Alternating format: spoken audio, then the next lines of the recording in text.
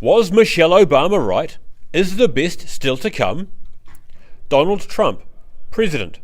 Not words I thought I'd be saying today.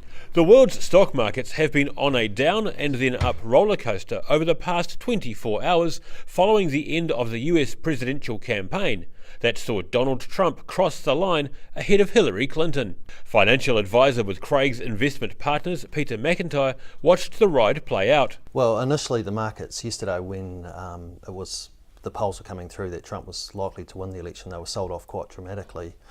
But once he did his presidential-elect speech and calmed everybody down, saying that he was going to work with everybody, the markets have recovered. So after what was quite a dramatic sell-off, the markets have rebounded to the upside. He says the New Zealand Stock Exchange opened up strongly, but expects international trading markets to be bumpy for the next few weeks, which he says will affect international KiwiSaver funds. I'd expect KiwiSavers, particularly the international component, to be volatile over the next 6 months as he comes into power and makes some of his policy changes put in place.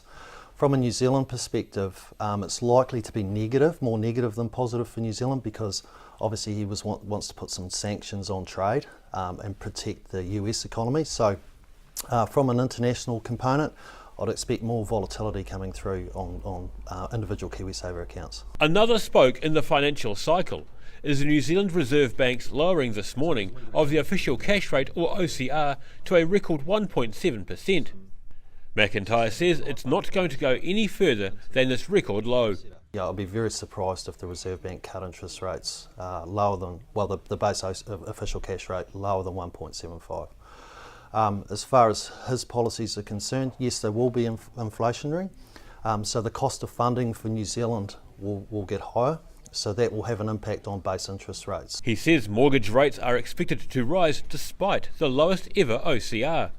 McIntyre believes President-elect Trump could make it past one term in office if he moderates some of his more extremist policies and focuses on raising pay rates along with building hospitals and bridges.